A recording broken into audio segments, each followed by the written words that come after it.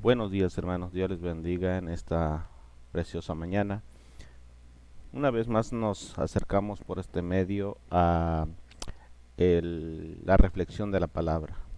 Y el tema de hoy, 28 de abril del 2020, es el pecado. Amén. Y quiero empezar con esta pregunta. ¿Qué es pecado? Bueno, es una palabra que aparece con regularidad en las Sagradas Escrituras. Voy a mencionar como estadística, a manera de estadística, las veces, o más bien los versículos en los que aparece a la luz de la Escritura. Amén. Si usted lleva placer, pues bueno, puede tomar nota para que usted pueda tener una referencia de la gravedad o de lo que parece, de lo que a Dios le parece lo que es pecado. La palabra pecado aparece en 91 versículos únicamente del Pentateuco, de Génesis, Éxodo, Levíticos, Números y Deuteronomios. Únicamente en esos cinco libros, los libros del Pentateuco, 91 versículos. Eh, 64 versículos lo mencionan en los libros históricos, 36 en los libros poéticos, 52 versículos en los profetas mayores, 22 versículos en los profetas menores, 16 veces en los evangelios, 2 veces en el libro de los Hechos.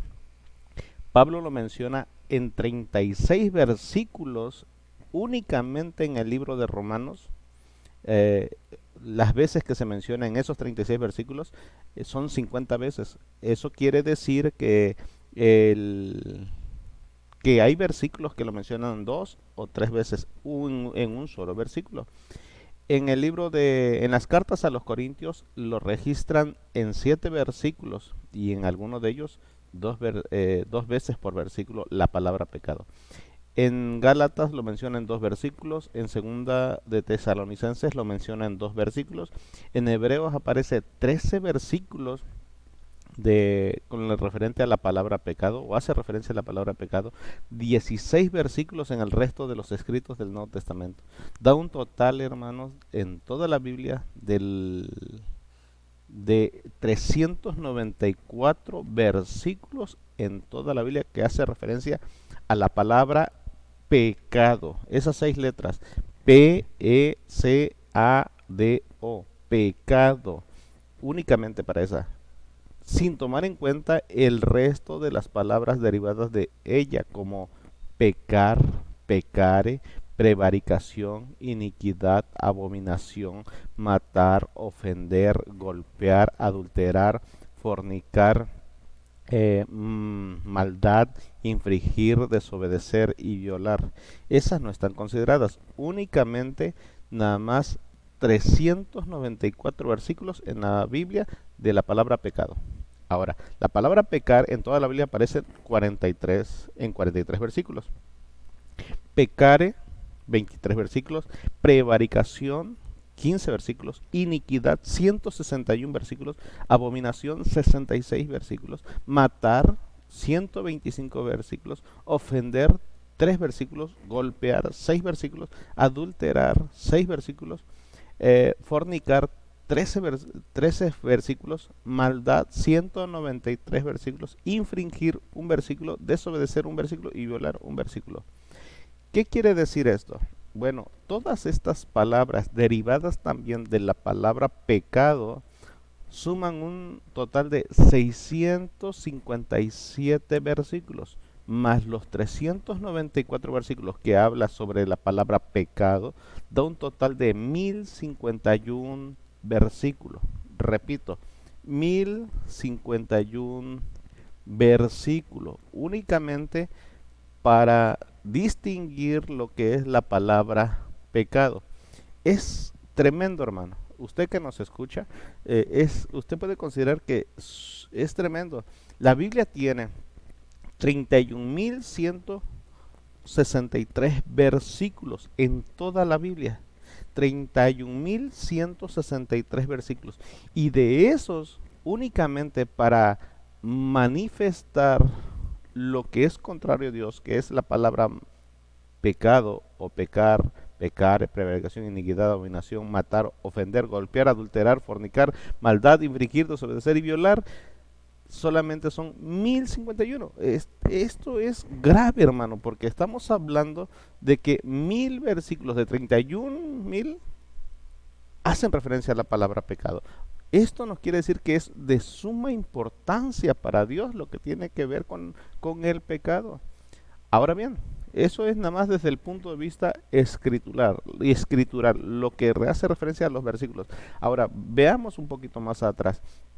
En el Antiguo Testamento, la primera vez que se nombra la palabra pecado es en Génesis capítulo 4, verso 7.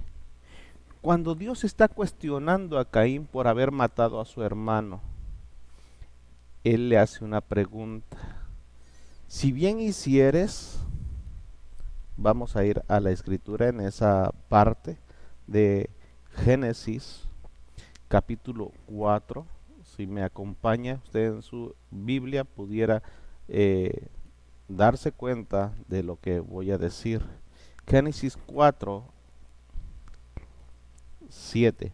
Le dice Dios, lo está cuestionando Dios a Caín, le dice, si bien hicieres, no serás enaltecido. Y si no hicieres bien, el pecado está a la puerta. Con todo esto, a ti será su deseo, y tú te enseñorearás de él. ¿Qué está diciendo? Observe que le hago referencia a que es la primera vez que se menciona la palabra pecado. Sin embargo, el hecho de que no se haya mencionado antes dicha palabra no quiere decir que no se haya cometido. Recordemos que desde el momento en que Adán y Eva, allí en Génesis capítulo 3, ellos están en el huerto del Edén, ellos consideran, está ahí paseándose y todo está muy bien en el huerto, mas sin embargo dice que Dios les mandó que guardasen cierta distancia con con el árbol del conocimiento de bien y el mal, y más sin embargo ellos desobedecieron. La palabra desobedecer también es pecado. Amén. También es pecado. Anoche en el post de personal mencionaba o publiqué un post sobre la desobediencia y las consecuencias que hay y cómo el cristiano debe de mantenerse ahí obedeciendo a Dios. Bueno, en este caso, hermano, yo lo que te quiero decir es que la desobediencia, aunque no se mencione como tal, como pecado, es pecado. La rebeldía, cuando una persona se rebela contra las autoridades, también es pecado. Todo lo que indique que va en contra de la voluntad de Dios es pecado. Mira, vamos a ver unas pequeñas definiciones, unas muy buenas definiciones para ser exacto. La definición, de acuerdo al diccionario de la Real Academia Española, dice pensamiento, la definición de pecado, pensamiento, palabra o acción que va contra la voluntad de Dios y sus preceptos. En otras palabras, Dios tiene un plan, Dios tiene su voluntad, Dios quiere que hagamos algo, pero más sin embargo, lo que nosotros pensemos, ya sea que lo pensemos, ya sea que lo digamos, o ya sea que lo hagamos y que vaya en contra de la voluntad de Dios, o de su voluntad, o en contra de los establecido por él, es pecado. Todo lo que vaya en contra de Dios es pecado. También la segunda definición dice que es una falta o ofensa moral a alguien. Es decir, también pecamos contra Dios cuando hacemos una falta o una ofensa contra alguna persona. Ya sea que sea directamente a Dios o ya sea que sea contra una persona física de carne y hueso como tú y como yo. Cuando amamos menos a una persona, también pecamos contra Dios. ¿Y cómo lo podemos observar esto? Ahorita te voy a mencionar un versículo que a menudo predico o mañana hago un post específicamente para esto. Si tú quieres estar al pendiente, el día de mañana estaremos explicando un poquito sobre este pasaje. Amén, que te estoy mencionando. Y va a ser cómo es que peca uno contra Dios a través de otra persona. Bueno, la tercera definición es el estado de la persona que ha pecado y todavía no ha recibido el perdón. Entonces quiere decir que pecado no nada más se limita a hacer, sino que también es un estado, el estado en el que permanece la persona cuando todavía no recibe el perdón.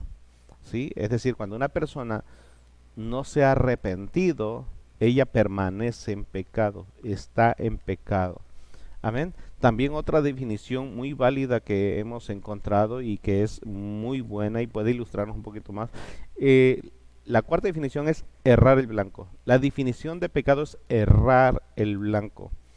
¿Qué quiere decir esto? Que Dios tiene planes, Dios tiene eh, proyectos con la humanidad. Todos los seres humanos fuimos creados con un propósito.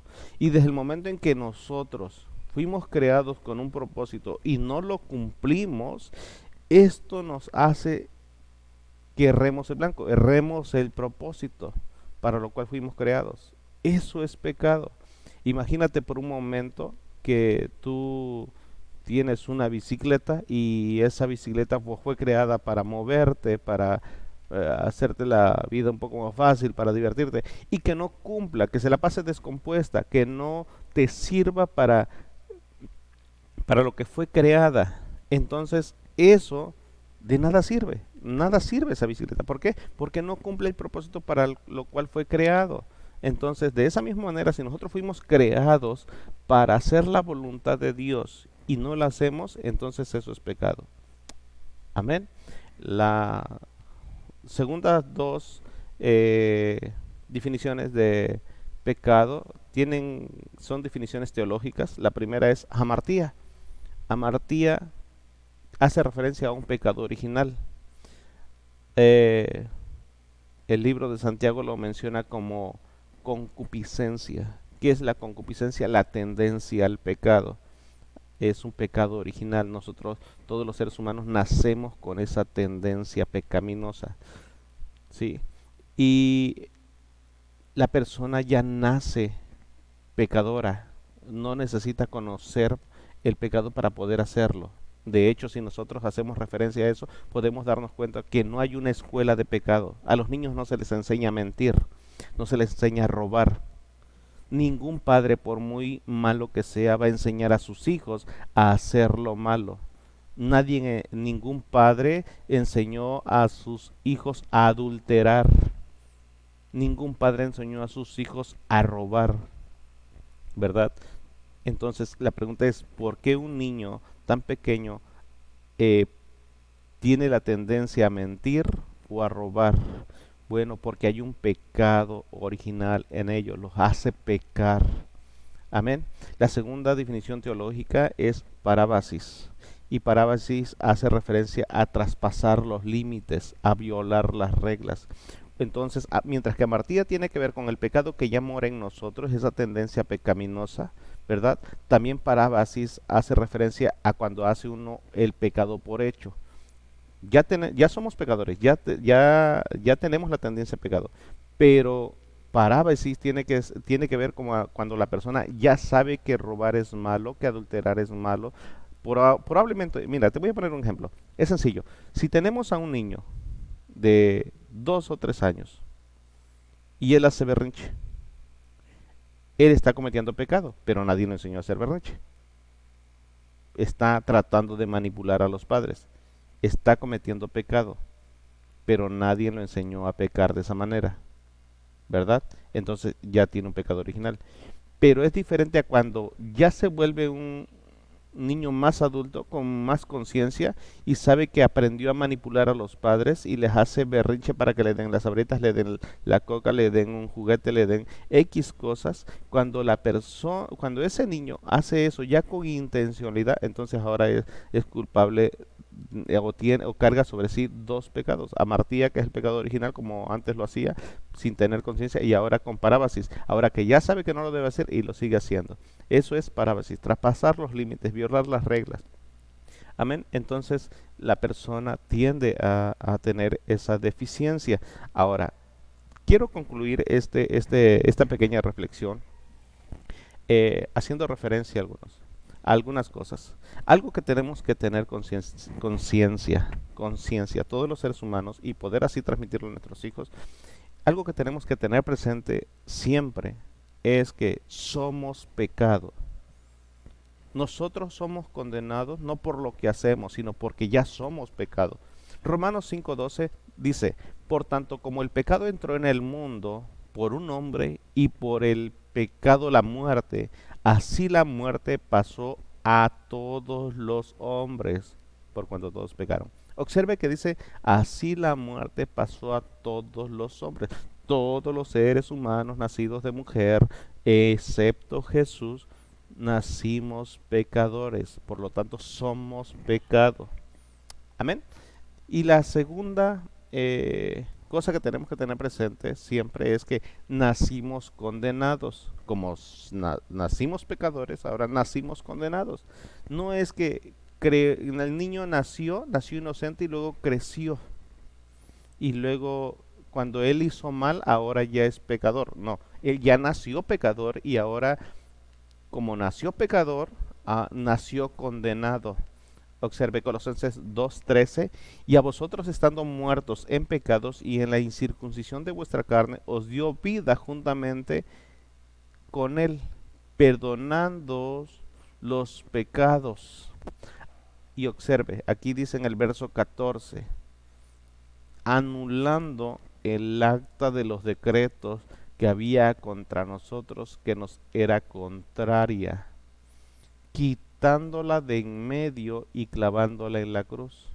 El verso 14 empieza anulando el acta de decreto que nos era contraria. Desde que nacimos, nosotros nacimos con una acta que nos condena, que nos culpabiliza como pecadores, como enemigos de Dios. Pero dice que Jesucristo allí en la cruz clavó el acta. Pero déjame decirte algo, tú que nos escuchas, no es para todos, únicamente para aquellos que aceptan la muerte y resurrección de Cristo y lo hacen el Señor de su vida, aquellos que se dejan gobernar por Él y su palabra o a través de su palabra. La tercera cosa o el tercer elemento que tenemos que tener siempre presente es que fuimos justificados. Ok, somos pecados, nacimos condenados, pero todo aquel que lo recibe, todo aquel que lo hace el Señor de su vida, el dueño, el amo, que confía plenamente en su palabra y se deja guiar por ella, fuimos justificados. Esa es la tercera. Fuimos justificados. Romanos 3:24, siendo justificados gratuitamente por su gracia. Observa, no es por lo que el ser humano hace, sino es por su gracia, mediante la redención que es en Cristo Jesús. Es decir, por el pago del pecado o el pago del pecado que Jesús hizo en la cruz, por eso es que somos justificados gratuitamente, a quien Dios puso como propiciación por medio de la fe en su sangre, para manifestar su justicia a causa de haber pasado por alto el, en su paciencia los pecados pasados, con la mira de manifestar en este tiempo su justicia, a fin de que Él sea el justo y el que justifica al que es de la fe de Jesús. Observe que no justifica a todos, únicamente a los que son de la fe en Jesús, a los que se dejan gobernar por Él. El cuarto elemento que tenemos que tener siempre presente es que al momento de ser justificados es que fuimos comprados. 1 Corintios 6:17, pero el que se une al Señor, un espíritu es con Él. Huid de la fornicación, cualquier otro pecado que el hombre cometa está fuera del cuerpo, mas el que fornica contra su propio cuerpo peca.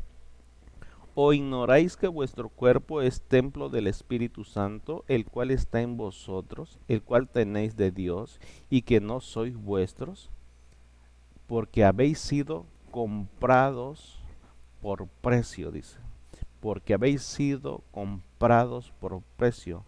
Glorificad pues a Dios en vuestros cuerpos y vuestro espíritu, los cuales son de Dios. Desde el momento en que una persona se une a Cristo por medio de la fe y intencionalmente dice que ahora ya no puede hacer las cosas que hacía antes. porque ahora el cuerpo y el espíritu le pertenecen a Dios, son de Dios. Por eso termina diciendo, a Dios en vuestro, glorificad pues a Dios en vuestros cuerpos y en vuestro espíritu, los cuales son de Dios.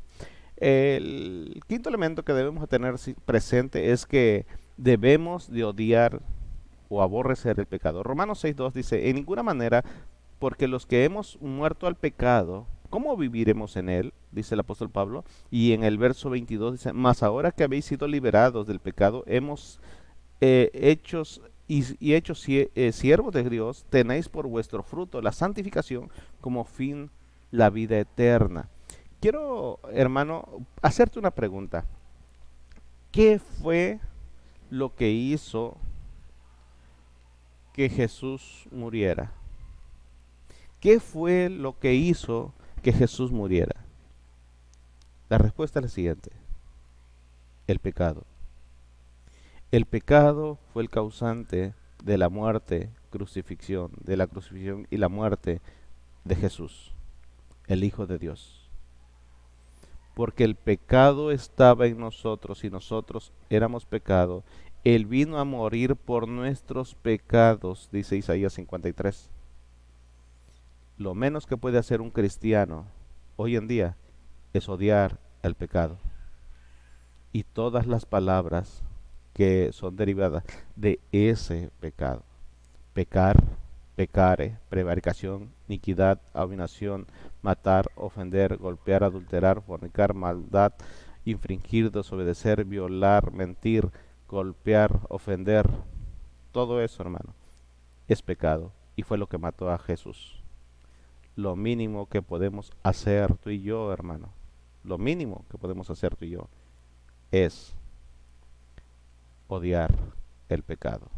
Tenemos que odiar el pecado, hermano, porque fue lo que mató a Jesús. Tú y yo no podemos decir que amamos a Dios si nos abrazamos del pecado. Que Dios te bendiga y que tengas un excelente día.